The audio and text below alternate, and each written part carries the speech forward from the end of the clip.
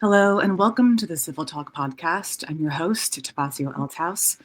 If you're new to the show, this is where we explore civility and social emotional learning with esteemed guests, expert insights, and practical advice to help people navigate the world. Today, I'm honored to welcome Dr. Jessica Hoffmann, Assistant Professor at the Yale Child Study Center and the Director of Research at the Yale Center for Emotional Intelligence. The background in psychology and clinical psychology, she has dedicated her career to studying how social and emotional learning can enhance not just individual well-being, but entire school climates. At Yale, she leads research on two key initiatives: Ruler, a widely recognized approach to teaching emotional intelligence in schools, and Inspired, which empowers high school students to foster more inclusive and emotionally healthy school environments. Her research dives deep into how emotional skills impact creativity, problem solving, and regulation for both educators and students. Dr. Hoffmann's expertise in adolescence, emotional intelligence, and school climate makes her one of the leading voices in showing how SEL can transform not only classrooms, but future generations of leaders. Dr. Hoffmann, welcome to CivilTalk. Appreciate it. Thank you for having me. Thank you. So you're the director of research at the Yale Center for Emotional Intelligence. What drew you into this field, and why focus on adolescents and schools in particular? Sure. Yeah. So, as you mentioned, my training was in clinical psychology, and my whole life I wanted to be a clinical psychologist and work with children and teens and their families.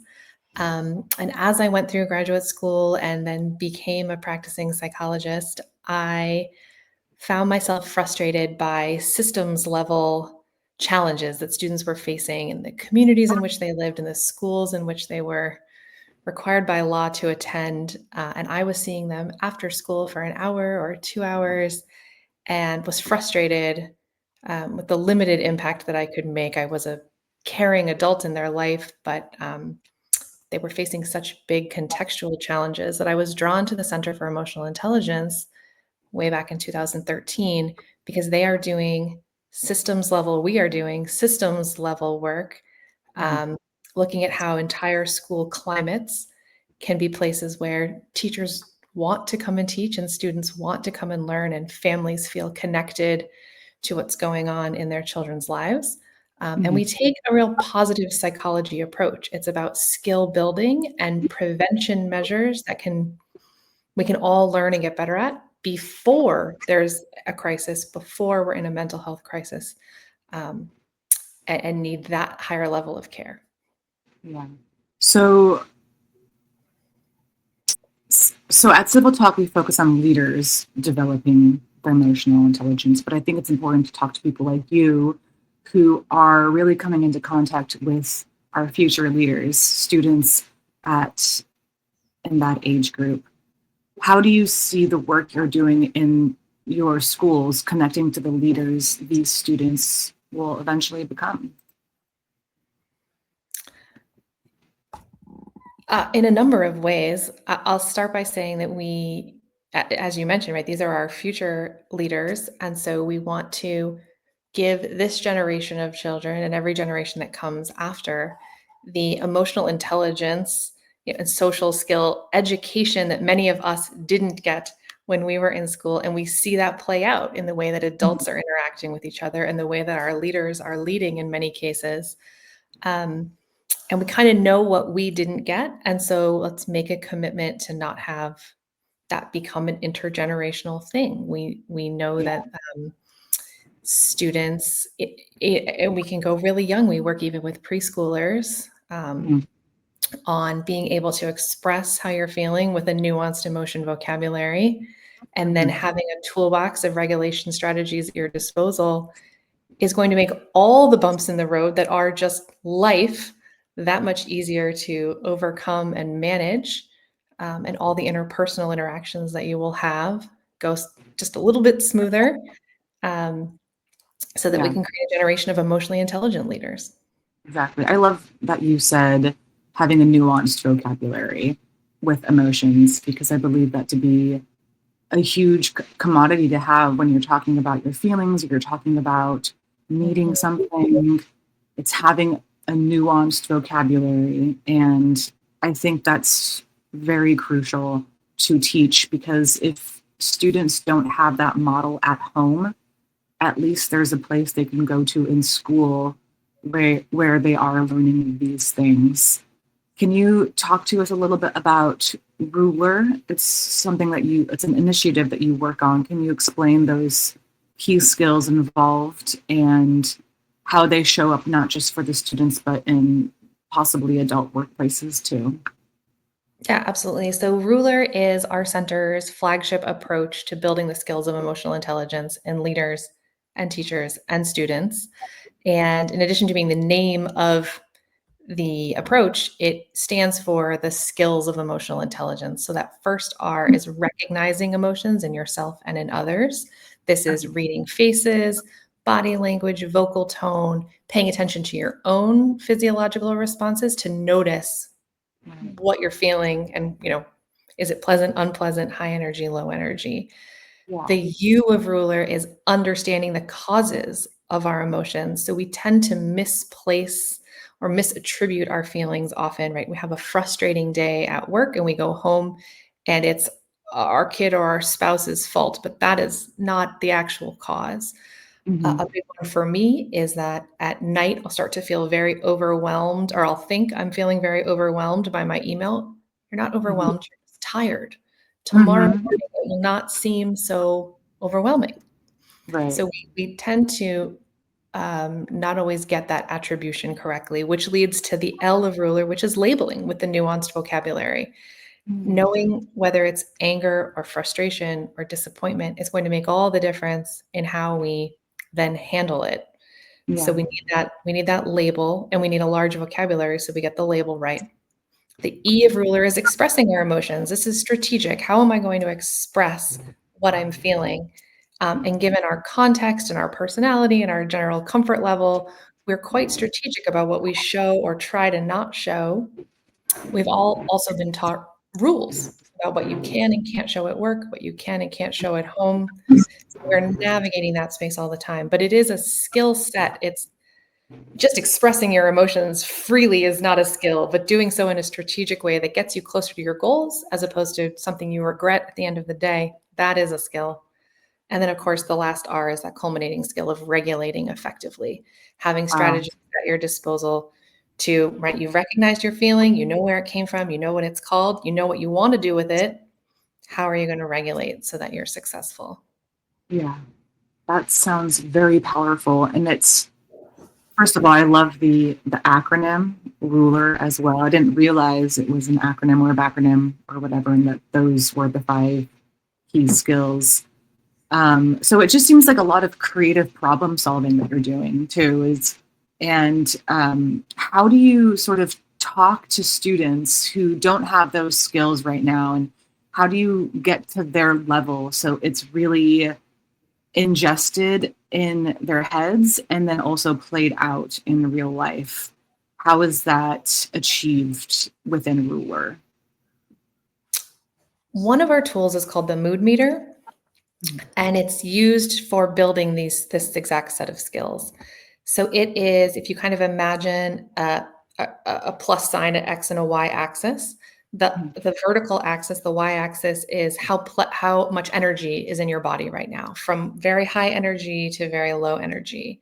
And then we cross that with our horizontal X axis of pleasantness, from feeling very pleasant all the way on the right to feeling very unpleasant all the way on the left.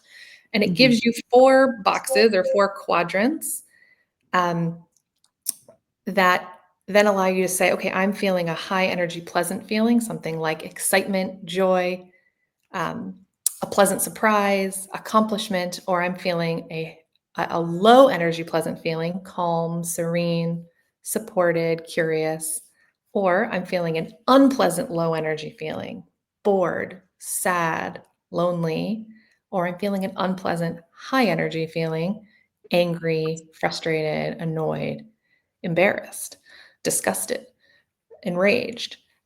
And so help students to start with the, okay, what's going on in your body, what's going on in your mind, that's that R, plot yourself on our mood meter. I see. Then think about what's causing this? Where did this come from? And what's it called? What's the word? What's the label?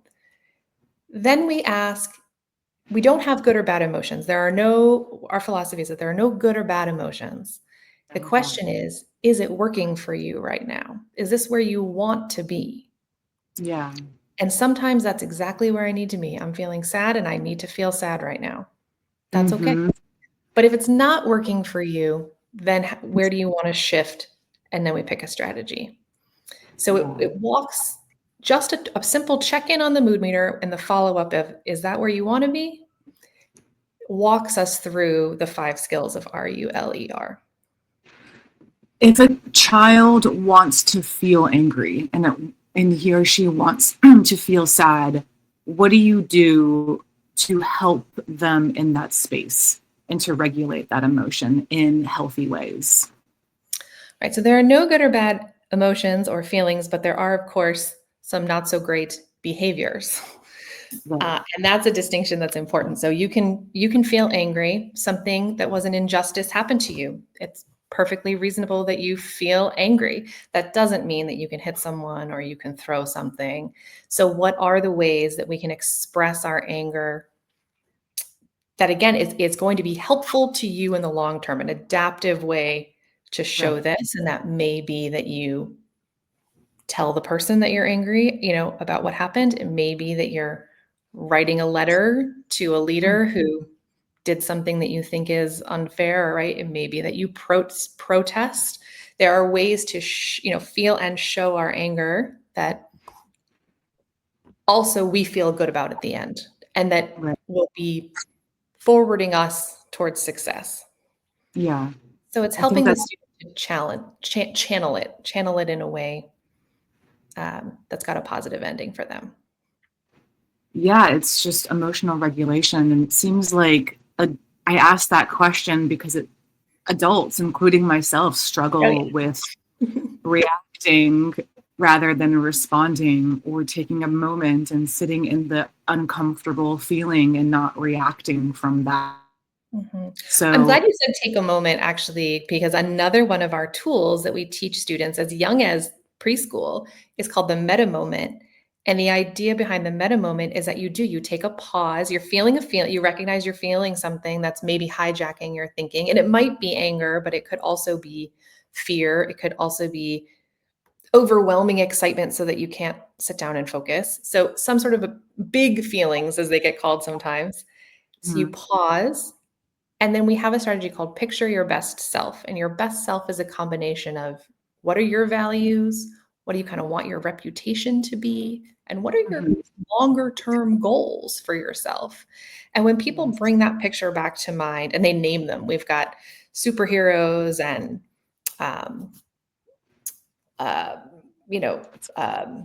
Wonder Womans, and all these people come up with these names. We had a school psychologist who said that her best self was Gumby because she's flexible, but only so far, whatever it might be. People draw this best self to mind before they act. It does a couple of things. It creates space between the response and or between the stimulus and their response, and it becomes an intentional response and not a reaction.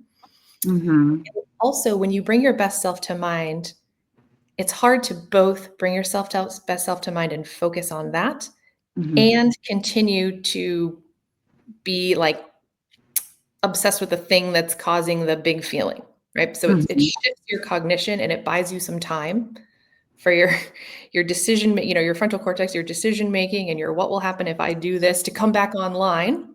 And then we tend to make a better choice so that at the end of the day, we don't have so many things we did that we regret. Yeah, that must be really tough to teach to kids. I mean, I think it's a really good practice and very, very achievable.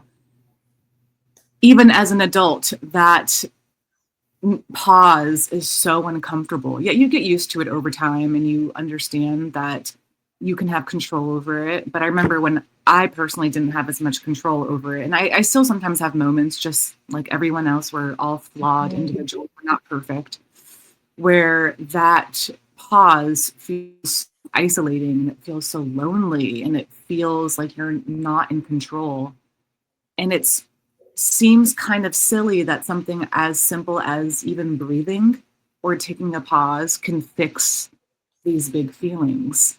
It doesn't seem like in the moment something like breathing or maybe going on a walk or maybe even feeding yourself can Mhm. fix something as intense and powerful as anger. So you don't think about it in that moment because you're just like, I'm going to throw this stapler at the wall or I'm going to name or something, and it fixes it for a second, but then it Right. comes back, and Yeah. it doesn't really fix it, and it's not sustainable long term. So it's this weird anomaly of presence and silence really being able to fix a big emotion, which is just a crazy thing, but it works. Um, Yeah, and I think the thing that's tricky is it doesn't always fix it, but it gives you a pause, and breathing can do, does a few things. It can begin to maybe calm you down or take some of the energy out of that big feeling, but it also just gives you space to strategize about what am I going to do? yeah, Um, yeah, so that absolutely. the thing that I actually pick to do is going to work for me.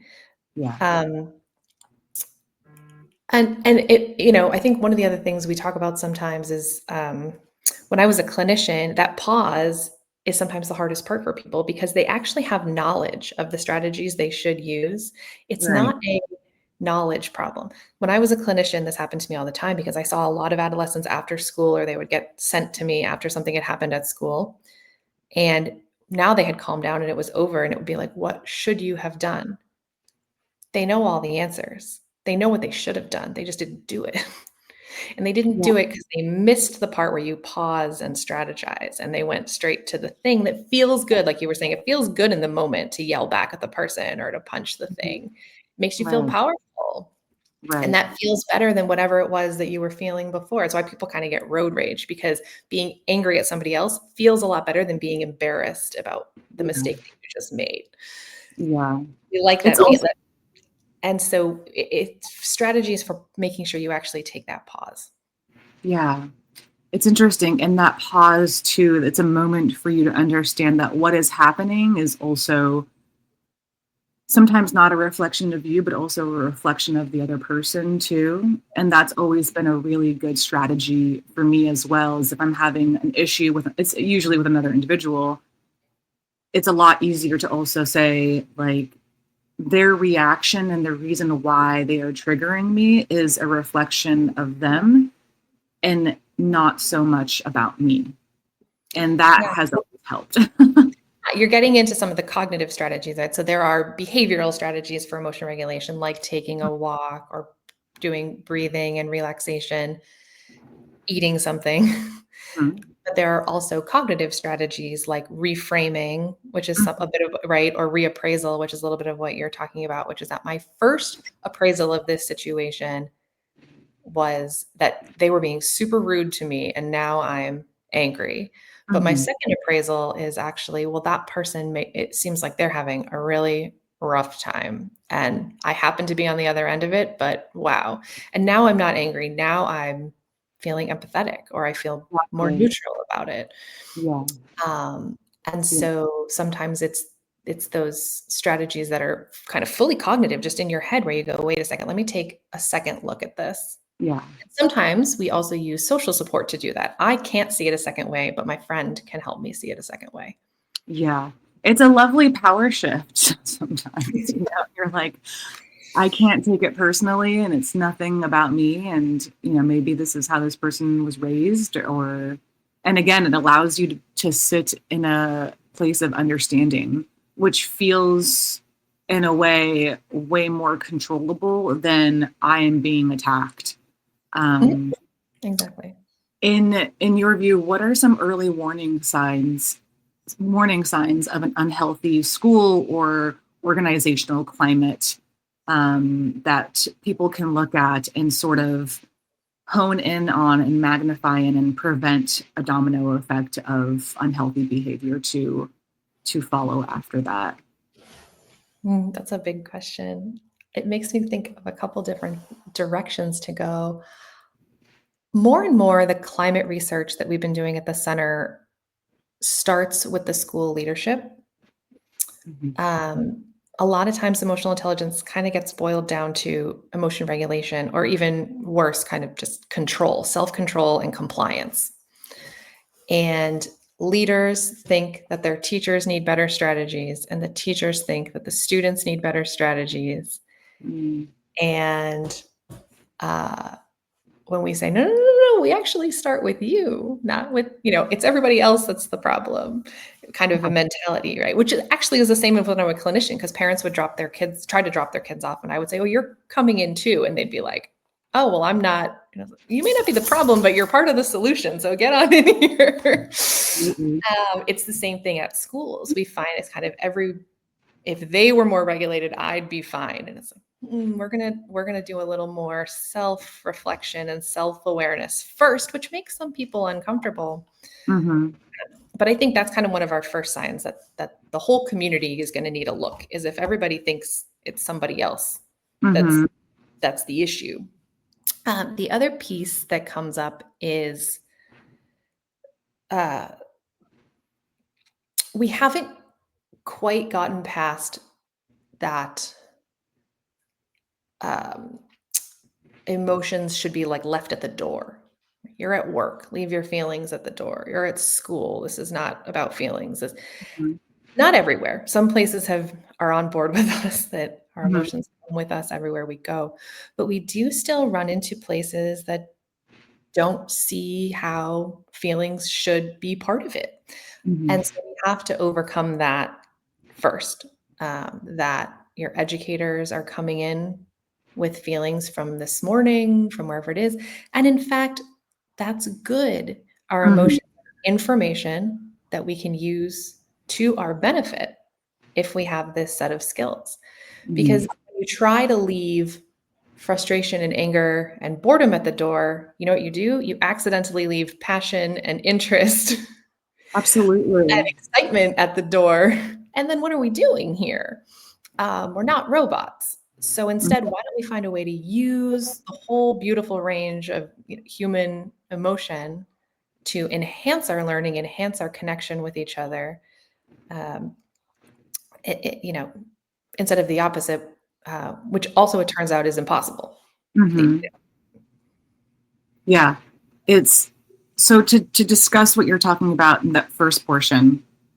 What is something that you would love to hear coming out of the mouths of parents and leaders and teachers once you try to address early warning signs that shows that they are ready to change and they are ready to understand that they are part of a solution? What is one thing that they can do to help you do your job so their jobs run more smoothly? We have a couple of principles at our center that we think of as sort of foundational mindsets or attitudes that are just prerequisite to this kind of work. The first is that emotions are important because emotions are information. And so they are welcome here. All emotions are welcome here. Not all the behaviors, right? But all the emotions are welcome here. The second piece is that emotions are social. This is all interpersonal. My emotions are impacting you and your emotions are impacting me. We are co-regulating all the time. So this isn't something that a person can do in a vacuum. We're a community. And finally, that emotion skills, the ruler skills or emotional intelligence skills, can be learned. We still sometimes run into you either have it or you don't kind of thinking. And we need everybody on board that this is a set of skills. It's not your personality or your temperament or a gift you were born with. It's a set of skills that anybody can learn and get better at. And in fact, we are all growing and continuing our journeys, from cradle to the grave. We need their information. We're doing this in community, and we can get better at it.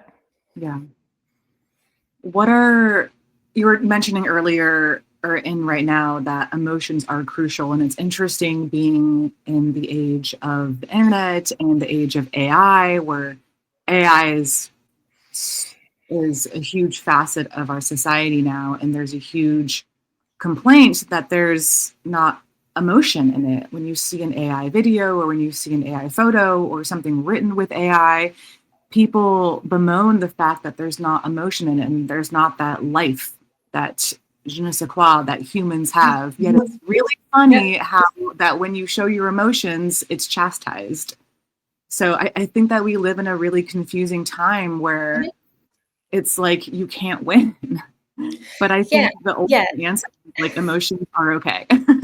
We have a complex relationship with emotions because in some cases, exactly what you were saying. Oh, if I show my feelings, I'll get chastised, or I'll be admitting that I'm vulnerable or something like that. We don't find that that plays out as much as people have this fear of it, because I travel around and talk about my feelings, and everywhere I go, I get told how brave I was. Mm, You're so brave, right? And it's like nobody was like, "Oh, great, she's the target that I can bully now." It doesn't. yeah, right. It it's a fear we have, but it doesn't always play out in the lived experience.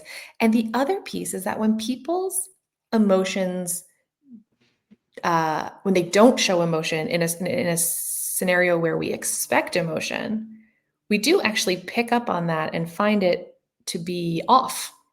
Mhm, So, if something sad has happened and you're not sad, or to put it in a school context, if you have a test tomorrow that you're not ready for and you're not nervous, mhm. our spidey sense is like, why not? What's right, to be overly, but what's wrong with you? Why are you not nervous? You should be nervous. Right. And so we do somewhere inside us know that the showing of feelings is actually showing of feelings that kind of logically match what's happening around us Mhm, is actually a sign of mental health, not of mental disorder. And not right. having feelings Yeah. is just as unsettling to us as people who are kind of uh, having too many big feelings. Yeah. It's a skill set, and I wish that we could, and I think that we're going to get there eventually. I have hope that this is a skill set and it needs to be sharpened, and showing emotions actually should be honored, Yeah. because the most unpalatable people I have met in the workforce have always been people who don't know how to express themselves, and it's like this contained Mhm. energy within them, and then they lash out in these weird ways, or their work isn't as good, or they're not having I mean, it also connects to your personal life outside of school and outside of your job. If you think that you're not acting appropriately at school or at your job, you better bet that this is how they're acting in their personal lives too. So I think that they are so linked to each other, and I think there needs to be a time and there needs to be a place moving forward where we can honor those who can express their emotions and what they're feeling in a way that's mature and in a way that is, you know, Mhm. regulatory. Totally. We have a concept called being an emotion scientist. Mhm, And the idea is that scientists, approach with curiosity, ask more questions, want information. They may have a hypothesis, but they're willing to be wrong at the end, mhm. as opposed to an emotion judge, someone who already knows the answer. Wait, why are you angry?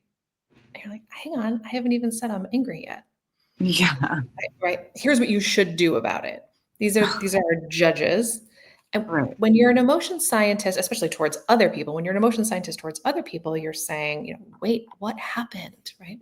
What what's going on for you right now? And Mhm, it in those situations where someone else is behaving in a way that we don't understand, being an emotion scientist can be really important because, as you said, we all had different emotion educations growing up. Some of us had very little explicit emotion education, but some of us were never modeled or taught healthy regulation strategies. And the mhm. way that we know to communicate is to yell until the other person gives in, or to hide all of our feelings because we'll lose control if we even start to let them in. And then we've got other people at the other end who've got strategies and mindfulness, and they're regulated no matter what happens. And we're all in a workplace together, or in a school setting together. And it helps if you can say, hang on, let me understand you better before I decide that the way you're acting is, you know, um, usually once you get to know someone is what I'm trying to say, you can understand where they're coming from and why they're expressing the way they're expressing. And again, it changes your relationship to the situation, which will then change how you feel about it. Right. And it also changes their actions in the future. It makes them feel like they have a safe space. When I've had people, I have really close friends who are, as you say, I love this emotional judge and emotional scientist, because we have all spent enough time on this earth to meet both of those people in our life. And you're like, well, where do I lie? Okay, I hope I'm an emotional scientist. But I know some of my close friends who are absolutely emotional scientists, and who are my closest. And it's just, those people really help you regulate, and they make you understand that some actions might not be the best, and it's a place of safety and acceptance too, and curiosity. And it's a lovely thing to be. And I think that's one takeaway hopefully our listeners can grab from this session is be an emotional scientist. Ask questions. If someone is, whether it be at school or in a workplace, ask questions instead of judging them. It's just, don't take it personally, and which is hard. It's really hard. No, it's not easy. Yeah, but this is, and you hit on that, it's a co-regulation again. So for me to help you regulate, I've got to stay regulated first. I can't help you regulate if I become dysregulated by your dysregulation. This is true if you're a parent and your kid is dysregulated. The first step of regulating them is regulating yourself.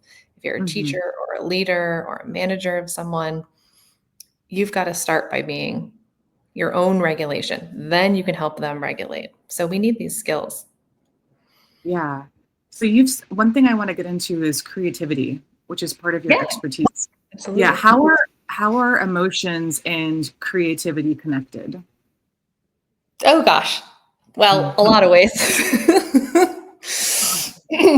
Emotions are kind of inextricably linked from creativity, especially if we're talking about creativity in the form of the arts, right? We know that's where Taylor Swift comes up ideas, what the ideas for her songs is from breakups and, injustices and whatever else happens, right? And that's, art is expressing emotions. Movies are meant to make you feel feelings and express concepts. So they're very much related. In my research, what we look at is how having emotional intelligence skills allows you to take a creative idea and actually do it. Because a lot of people have the potential to be creative, but they don't put it into action. Either because they don't feel brave enough to do so, or they're not in a context that's psychologically safe enough to say, hey, I have a different way of doing that. Or they have trouble down regulating to a place of focus to actually do the thing. It was very exciting to have the idea, but then you've got to sit down and do it. Right. There may be setbacks along the way. So how to maintain motivation, which is again regulation. Right. And then sometimes when they share it, there's critique, and then they don't like that. There's another psychologist, Ron Bagetto, who studies what he calls creative mortification, which is when you did something creative and got a negative reaction and then basically swear to never do anything creative ever again, because you didn't like the feeling. And so the ways I study, kind of the ways in which along what we call the creative process, from idea to doing it, to sharing it, to accomplishing something, the ways in which your emotion skills play into each of those steps. And that's what the Inspire Ed program does for middle and high school students. We ask them to pick a challenge about their school, which is a context they know well. So what's something here that frustrates you, angers you, disappoints you? So even step one, noticing that there's an opportunity for creativity is emotional intelligence. And we say, wait, okay, so what's a solution to that? And then they come up with a project or a campaign or a series of events or a thing they want to do at their school to try to improve that problem. They often pick problems around belonging or disparities in school experience for different subgroups of students. Sometimes they pick things around teacher burnout and appreciation, which I find noble and lovely, because we said you could do anything you want, and they chose it's always about other people. It is always about other people. Nobody picks like, we want pizza on Fridays and that's what we're going to do. They never do that. It's always about, the group of students who have to, who are at home, or the group of this group or that group, or our teachers are feeling tired. They always pick something really noble and magnanimous. And then we walk them through a creative problem-solving process of identifying the problem, brainstorming ideas, committing to and actually completing your project, and debriefing the impact of it, which also includes feeling proud of yourself, which some people have a hard time with. Yeah. And so each step, we're teaching creativity skills around problem solving, and we're teaching emotional intelligence skills. They tend to walk away with a whole bunch of other skills too, depending on what they picked: advocacy, public speaking, graphic design, community organizing, whatever it is. And they take that with them to college, which is always really fun to hear about. Yeah. But that's kind of how my research intersects the two. That's amazing. I wish I had that when I was a kid, having ownership. Oh yeah. Having ownership over your creativity and having someone sort of guide you along your first or one of your first creative projects, and having the emotion and having someone hold space for that really vulnerable place, I think is really powerful for adolescents, because it allows them to have sort of ownership over that space, which is so important. Creativity is so important. I think it's one of the most important things you could do even outside of school or outside of art school, is when you go into a leadership position, or when you're directing people, or when you're working at an office. Creativity is just so important. So these skills that you're working on with these adolescents, I think I hope that they are assimilated into more schools, I guess. Yeah, our hope is that they build some what we call creative self-efficacy, which is this idea that I am creative. Yeah.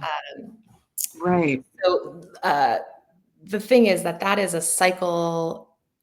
It tends to be sort of a self-fulfilling cycle. So if you think that you're someone who's creative or who can solve problems creatively, then you will do so. You will solve some problem that comes up creatively, and then you'll say, see, I am. And then that will continue to grow inside you. This is true for lots of things. It's true for altruism. If you think of yourself as someone who's kind, you're more likely to do something kind when there's an opportunity. And then that proves to you you are kind, and it keeps going around and around.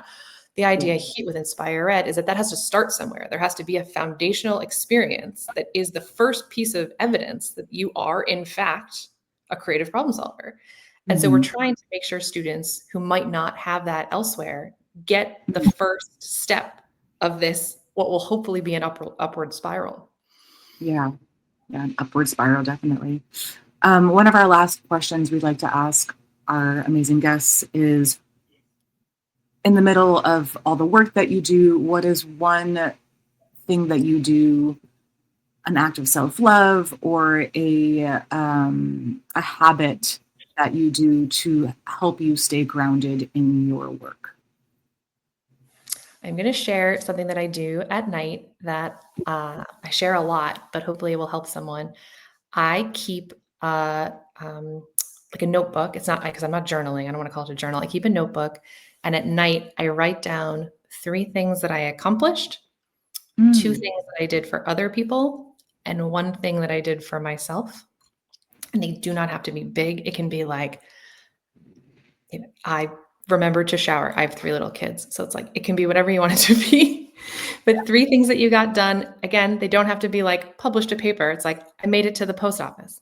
But 3 things that got accomplished, 2 things you did for other people, and something you did for yourself. Some people flip the 2 things for themselves and 1 thing for other people. But I currently have a focus on on other people.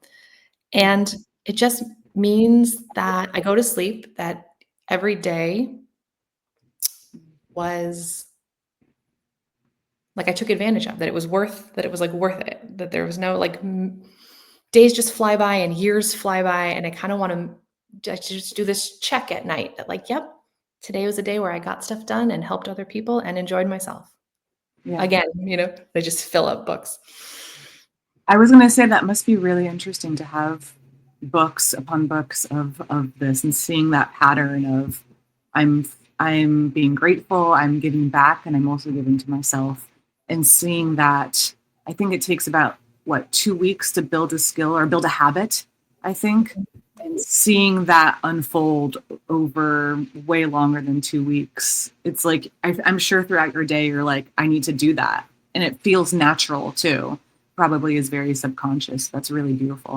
I appreciate you sharing that. I love it. I like knowing that it feels like time wasn't wasted, but I also stop, and it's those little things because we do, in my job, we do these big projects. We do randomized trials that take 5 years before we find out if it worked. And I need something that's like, well, what happened today? Yeah. Because I can't wait for that. If I wait for that day to feel accomplished, there won't be very many days where I feel accomplished, and I want to feel accomplished every day. Yeah. It's the small things that add up, and that's the best strategy. That's amazing. I might be adopting that soon too. Yeah, give it a try. I will. I will actually. So I appreciate that, Dr. Hoffmann. Thank you so much for being here and giving us all your amazing information and insights on emotional intelligence and creativity. I was really honored to have you here today. Oh, thank you for having me. It was a pleasure.